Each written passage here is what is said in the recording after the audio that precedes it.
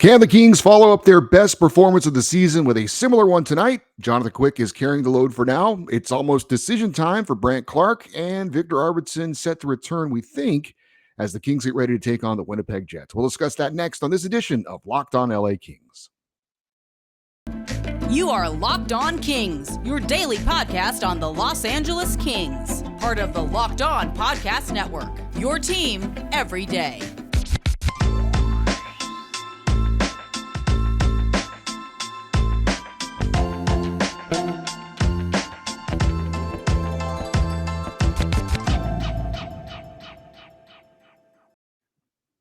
Hey, Kings fans, welcome to Locked On LA Kings, your team every day. Thanks for making Locked On LA Kings your first listen every day. We are free and available wherever you get your podcasts and on YouTube. Please like and subscribe if you're enjoying this content. And if you missed it, we have met our goal of over 800 subscribers by the end of October. At last check, we were at 805. Our next goal is 900 by the end of November. Want to keep it rolling, but thank you so much for your support of the YouTube channel and, of course, all of you listening on the podcast as well. If you like what you're hearing and you're a Kings fan and you have other Kings fans friends, please recommend the show to your friends. My name is Eddie Garcia. I am your host of Locked On LA Kings. I've worked in sports media for almost 30 years. The past 20 plus years I've been at the Fox Sports Radio Network. I'm also co-host of the Puck Podcast, a weekly NHL review show that's been putting out content for the past 16 years.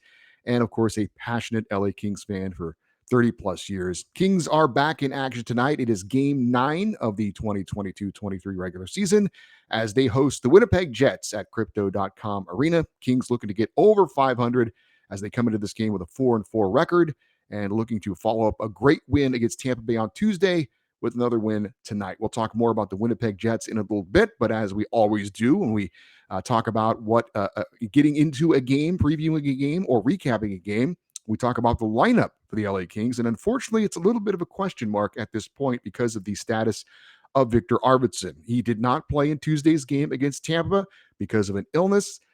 Reports are that things are looking good, that he's feeling better, but they're still waiting, I think, for the pregame skate to see how he feels. If he gives them the thumbs up, he'll be in the lineup. If he doesn't, which is what happened on Tuesday, then he won't play. It's not a serious issue, but again, he's not a definite tonight, but it sounds like, just if you want to put a percentage on it, it sounds like maybe 80% that Viktor Arvidsson will play tonight. If that is the case, well, you know what? We'll talk about the first line first. It's going to be Anze Kopitar, Kevin Fiala, and Adrian Kempe. The second line, though, we know it'll be Philip Deneau and Trevor Moore, but will it be Viktor Arvidsson? I would think if he's healthy enough to go, that he'll slot in on that second line. The third line will be Quentin Byfield, but depending on if Viktor Arvidsson plays, will it be Gabe Vilardi on his wing? And if Gabe Vilardi plays on the third line, or if he moves up to the second line, is Arthur Kaliyev going to be on the left or right side? Is Jared Anderson-Dolan going to slot in? Again, it all depends on what happens with Viktor Arvidsson. The fourth line, though, we think is going to be set. One of their better lines of late, Blake Lizotte at center, Brendan Lemieux and Carl Grundstrom on the wings. As for the defense, there's no guessing there. It is going to be the same lineup we've seen for multiple games now, as it seems like the Kings are getting pretty much set with their defensive rotation. Mikey Anderson and Drew Doughty, your top pairing. Second pairing of Sean Durzi and Matt Roy. Alex Edler and Brandt Clarke, the third pairing. And Jonathan Quick in net once again for the Kings. Now, again, Viktor Arvidsson looks to be a game-time decision. Again, if he does play, I would expect him to just go ahead and slot in his normal second-line position. But Gabe Vilardi is red hot, so I could understand if maybe Todd McClellan decided to keep Vilardi in that second spot, maybe give him a little bit more ice time as the right wing on the second line. But I don't know. I personally would go ahead and put Viktor Arvidsson right back in there, especially because Gabe Vilardi has shown he doesn't really care if he plays on the second line or the third line. He's been effective regardless. So he's hot right now. You could put him anywhere, and I think he'll be just fine, and which is great to give Todd McClellan options. So we'll see where Gabe Vilardi plays. Will it be on the second line? Will it be on the third line? I don't think it really matters either way, to be honest with you. I think he's more than content just getting the ice time and doing the most that he can with it because he's been fantastic so far. But it does affect where Arthur Kaliyev plays. If it's Vilardi on the third line, then Kaliyev would slot, I believe, on the left wing position on the third line. If Vilardi is playing on that second line and Arvidsson's not in the lineup, then Kaliyev probably moves to the right side and Jared Anderson-Dolan would be on the left side. Or I mentioned it on yesterday's show. I thought Jared Anderson-Dolan played really well in his debut on Tuesday. Does Todd McClellan decide, you know what, let's give him another start. Let's reward him for what he did, and we'll take Arthur Kaliyev out of the lineup and sit him for a game? I don't know. We'll have to wait and see. Either way, I'm not real worried as far as where everyone's going to slot in. Those guys have all done a good job kind of moving around at this point. So I don't think it's going to be a big concern. But hopefully, just from a depth standpoint, I would prefer to have Viktor Arvidsson in the lineup, Gabe Velarde, and Arthur Kaliyev as well, and go ahead and put Jared Anderson-Dolan back as one of the scratches for tonight. Again, defensive unit, same as it has been. Sean Dursey playing again on that left side, even though he's a right shot, and Brandt Clarke playing on the right side on the third pairing. As for the Kings' situation in net, it is going to be Jonathan Quick for a third straight game. He's also played in 3 of the last 4 games, having relieved Cal Peterson after the first period of that game Thursday in Pittsburgh. And it seems clear and understandable that Todd McClellan doesn't have a lot of confidence in Cal Peterson at this point, as far as him carrying a bigger part of the load in net. For now, Quick is clearly the number 1, and Cal is clearly the number 2, and that's how they're handling the goaltending situation at this point. This is not the sort of 1A, 1B situation that we saw for a lot of last season. And you've got a very powerful Toronto team offensively coming to town on Saturday. If Cal was in more of a position where he was kind of that 1B goalie, I could probably see him maybe getting a start tonight against Winnipeg to get Quick rested up for Toronto on Saturday. But like I said, that's just not the situation that the Kings find themselves in at this point. It's clearly Jonathan Quick, the number 1 goalie, and clearly Cal Peterson, the backup goalie, and the sharing of the duties, if you will, in net are going to follow suit. So the next start for Cal looks like it will come either this coming Monday in St. Louis or the following day, Tuesday in Dallas. So back-to-back games coming up for the Kings on the road. Again, one of those starts will go to Jonathan Quick and the other one will go to Cal Peterson. Not sure which will be which, but we'll see.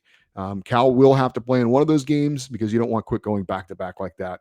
But for now, I think it's pretty clear that the LA Kings net belongs to Jonathan Quick.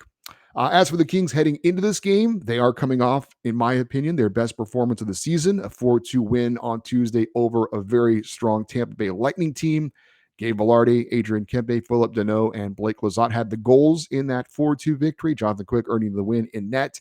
Power play had a goal, and the penalty kill was 4 for 4 on the kill. So hopefully more of that tonight for the LA Kings. And that's really the big question for me going into this game against Winnipeg. Can the Kings put 2 solid efforts together in back-to-back games? Can they build off that big win, off that great performance?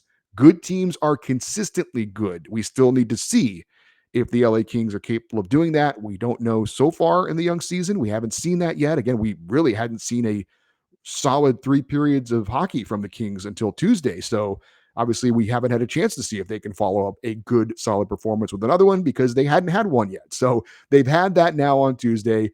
It's time to carry it over into Thursday, follow up a good effort and a good win with another good effort and another good win. We're going to have a quick look at tonight's opponent, the Winnipeg Jets, in just a moment. But first, I need to tell you about BetOnline. BetOnline.net is your number 1 source for football betting information this season. Find all the latest player developments, team matchups, news, podcasts, and in-depth articles and analysis on every game out there.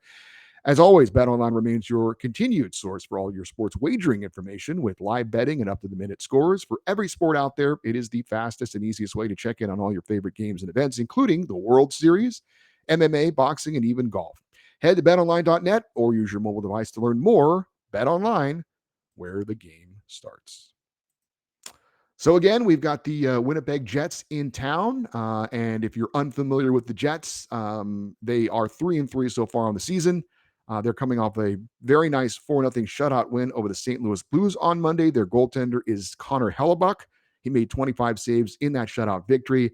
Now, the Jets were a disappointing team a year ago, missing the playoffs. And this offseason, they didn't really do much to improve their roster as far as players adding or players being shipped off. They did bring in a new head coach in veteran Rick Bowness. He was fired by the Dallas Stars despite getting them in the playoffs last year and also getting them to the Stanley Cup final a couple seasons ago. Bowness, who has missed a few games this season due to COVID, actually is not going to be on the bench for his team tonight. Matter of fact, he didn't even make the road trip for Winnipeg as he is still dealing with some COVID issues. So the head coach of the Jets not on the bench tonight. As far as what Rick Bonus's impact has been on the team so far, well, not much during the regular season because he hasn't been around, but he came in early after being named head coach and made kind of a controversial move in that he stripped Captain Blake Wheeler of his captaincy. I assume in an attempt to shake things up because, like I said, this is a fairly veteran Winnipeg team and they didn't make a lot of changes. So how do you come in and shake things up? Well, that was the decision of Rick Bonus, and I'm sure management okayed it, that he felt like there needed to be a greater leadership effort from maybe all the players, and that was a pretty, I think, shocking move to a lot of Jets fans because Blake Wheeler has been a good player and he's been, by all accounts, a good captain. But again, this is a veteran team that has disappointed as of late. They are not exactly where they want to be. And because they have a lot of veteran players, they feel like they're not ready for a rebuild, but they wanted to do something to shake it up. And so that's what they decided to do. But it seems like it really, I don't know that it's had much of an impact so far other than to get some headlines and some people talking. Like I said, the Jets are 3-3 in the season, so not really sure what they are at this point. They were kind of in the same situation as the Kings after 6 games as well. So we'll see. A big game for both teams coming in tonight. And for the second straight game, the LA Kings will be facing a former Vezina Trophy winning goaltender. As I mentioned, Connor Hellebuyck, coming off of a shutout, is going to get the start in net. He took the award as the NHL's top goalie in the 2020 season. And again, second straight game, the Kings are taking on a former Vezina Trophy winner. They just beat Tampa Bay's Andrei Vasilevsky on Tuesday. He won the Vezina Trophy in 2019. So the Kings are facing a couple of good goalies. They were able to get the win on Tuesday. They'll hopefully step up to the challenge tonight against Connor Hellebuyck and the Winnipeg Jets. Face-off set for 7:30. It will be televised on Bally Sports West and on the LA Kings iHeartRadio network. You can listen to it as well. We're going to have some feedback to share from some of our viewers and listeners of Locked on LA Kings and some dissenting opinions on Brandt Clarke. But first, I need to let you know that I want to thank you for making Locked on LA Kings your first listen today. But for your second listen, consider checking out Locked on Sports today. From the games that matter to the biggest stories in sports, go beyond the scoreboard and behind the scenes with local experts and insights that only Locked On can provide. Locked On Sports today, available on YouTube and wherever you get your podcasts. So we have a couple of emails that I want to share. And actually, the first thing that I want to share is not an email. It is from a comment that I saw on the YouTube episode, one of the YouTube episodes we had recently. As a matter of fact, the one that recapped the game against Tampa Bay. And I thought it was worth sharing. We have a couple other emails as well. This one comes from David A. And again, this was a comment on one of the YouTube episodes, and it was about Brandt Clarke. And he says, Brandt Clarke is very good, but one assist shouldn't determine if he stays in the NHL.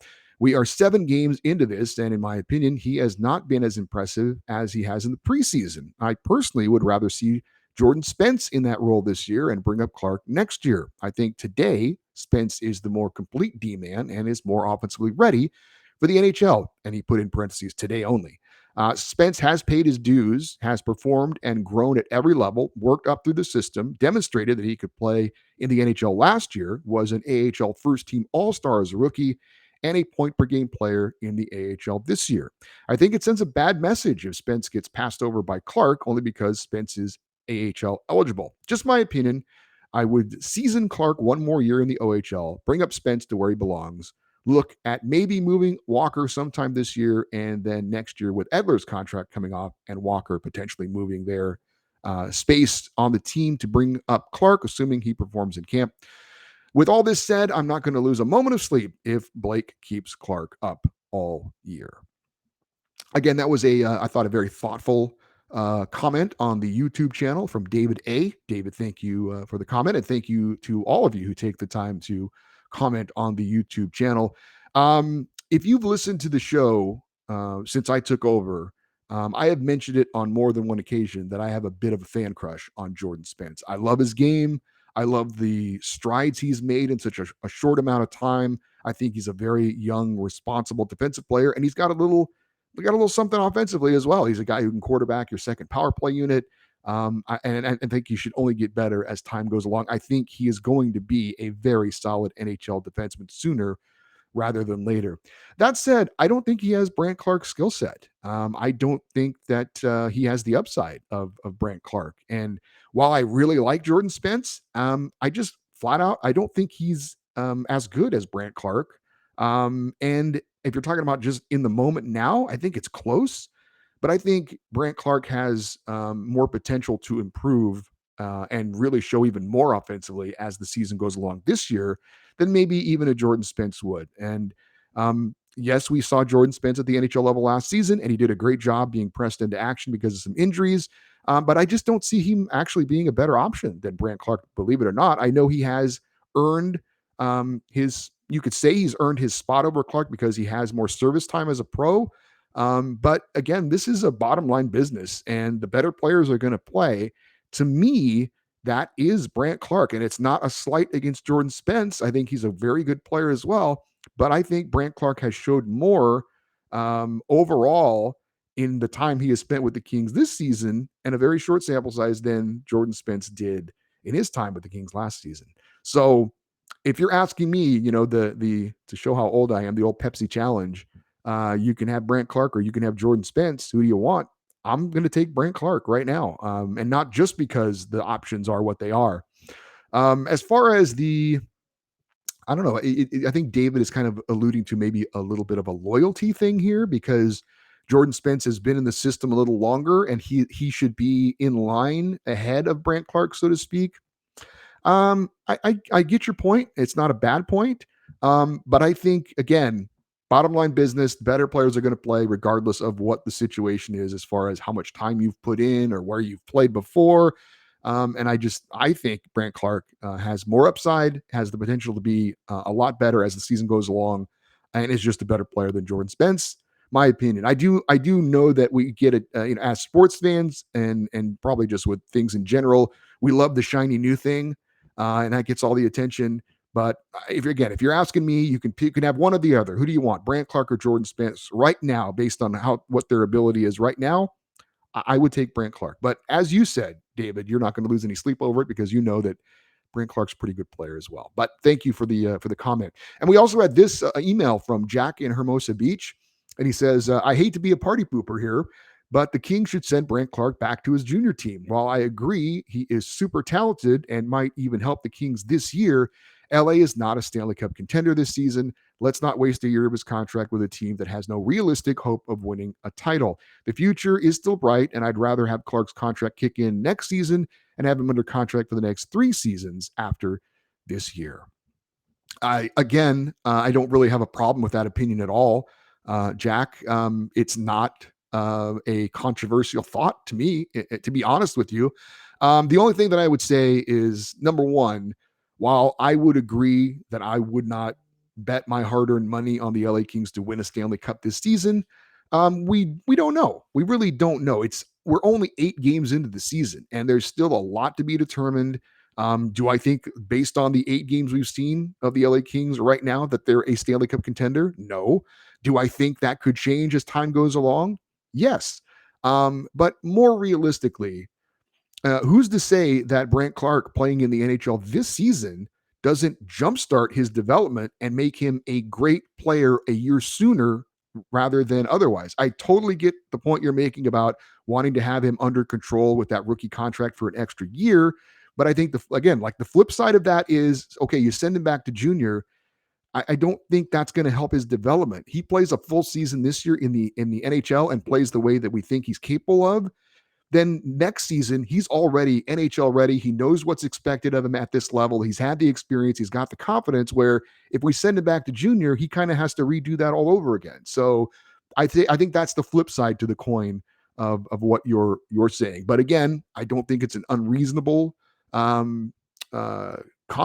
And there's kind of no wrong answer here. I think if the Kings do as you suggest, there is upside to that. But I also think there's upside to him staying with the team. And like I said, we don't know what the Kings are at this point. And he can help them win, I think, this year. And he's only going to get better, I think, as the season goes along. So I think I'm certainly more of the camp in keeping Brandt Clarke this season. But like you said, if he is sent back, I don't think it's going to be the worst thing in the world either. So it'll be a little bit of a bummer because I think we're all excited to see how much better he could get and how much he could help the Kings this year. But if that's what the Kings decide, if they think ultimately it is in the better long-term interests of the team to send him back to junior and tell Brandt, you know what, you were amazing. You showed us everything, but we just think overall, looking at the organization, it'd be better for you to go back to junior. Then okay, I'll be able to handle that as well. We also had this from Steven Ventura, and he's talking about Sean Durzee's play, which has been under a lot of scrutiny. Obviously, starting off with that first game against Vegas, and him having to play on the left side, even though he's the right shot. He's kind of been the young guy who's being put into that position to learn, and there's growing pains that go along. But anyway, Steven Ventura said, "I do believe that Sean Durzee's penalty wouldn't have been if he had been a left-handed shot." He's talking about the penalty he took against Tampa Bay that created a 5-on-3 power play for the Lightning. And thankfully, the Kings were able to kill that off, but that was a big penalty. And I called him out for taking a bad penalty. Steve continues, on the reverse angle replay, you can see that Durzi went for a hit or a push with his free arm, his right, and missed. This left his stick along the boards and the rest of him behind the player. This caused him to tackle the player. Left shot D would have been leading with his left arm and shoulder, so a miss would have been just a miss. Bad penalty, yes, but I don't think he had any intention of tackling him. Maybe Rob Blake or Drew Doughty can teach Durzi the old hip check and keep his stick out of the way. Totally agree that we can't overpay for Chychrun was kind of a final comment that he made as well. I know Jim Fox, friend of the show, said a similar thing to what you're saying, Steve, on the broadcast. But he also, by the way, he did also call it a tackle as well. But I think it's true that Durzi playing on his offside can make things a bit more difficult at times, and maybe he has to, as Jim alluded to when I call him, as he alluded to when he joined us on the podcast a few weeks back, it makes you think kind of that extra split second. It makes you have to react maybe a split second difference when you're playing on a non-natural side, so to speak. So I'm not saying that isn't a factor, but I don't know that was a factor actually in that play, to be honest with you. I think Durzi either needs to keep skating backwards after he tries the poke check and misses, or frankly, understand the situation he is on the ice. Because if you remember that play, I believe the player was Vladislav Nemestikov, great name. And if Spence was aware, the Lightning were going for a line change, and Nemestikov was the only player skating into the Kings zone, and he had support. Did Durzi? He had Alex Edler behind him and Andrei Kopitar coming into the center. So even if Nemestikov goes around him, there are two Kings there to stop him from going to the net. So he needs to be more aware as well, that if I get myself out of position, regardless of the circumstances, I've got support, so don't take a penalty. Let him go. And I mean, you rarely want to let a player get around you, but the alternative of taking a penalty when you've got support and you're already down a man is not a good option. The only time you ever want to tackle a player is if he's on a breakaway and it's tied late or something along those lines. Yeah, I don't know. I don't know. There are probably some situations this year for Sean Durzi where playing on that offside is going to affect the way he does things, and it's a learning process for him. But I don't know if that particular one was that specific situation. By the way, Steve did mention about Jacob Chychrun. There is an update, and I retweeted this out earlier. But just to let you know, because I know there's a lot of people interested in Jacob Chychrun. Coyotes GM Bill Armstrong said today that Chychrun is still week to week after facing a setback in his recovery from a wrist injury. So he is not going to be on the ice anytime soon. And as I said, I'm not interested in trading for an injured player until I see him on the ice performing at a high level and I know 100% that he is over that injury. So look, bottom line is this: Jacob Chychrun is not getting traded to anyone anytime soon, whether it's the Kings or somebody else. And look, he's still under contract for another year. The Coyotes are in a total rebuild. There's no pressure for them to win at this point. So there's no reason for them to lower their asking price at this point. And if they don't get what they want this year, I could see them holding on to him again next year and going through this whole process again. but we shall see. Thank you guys so much for your feedback, whether it's on the YouTube channel or an email. It is always welcome. And if you would like to send a comment to the email address is lockedoneddie@gmail.com. If you would like to follow us on Twitter, we are at Locked On LA Kings. We have an Instagram page as well. It is at Locked On LA Kings. Again, thank you for making Locked On LA Kings your first listen today. And again, invite you to check out Locked On Fantasy Hockey. Still Roden and Flip Livingstone bring you the fantasy edge to keep you ahead of the competition with daily updates on news, analysis, and advice Monday through Friday. That is Locked On Fantasy Hockey, available on YouTube, Audacity, and wherever you get your podcasts. On Friday's show, we'll have a full recap of tonight's game against Winnipeg, hopefully talking about a win. Looking forward to that. As always, thank you so much for watching and for listening to Locked On LA Kings. I'm Eddie Garcia, reminding you as always, go Kings go.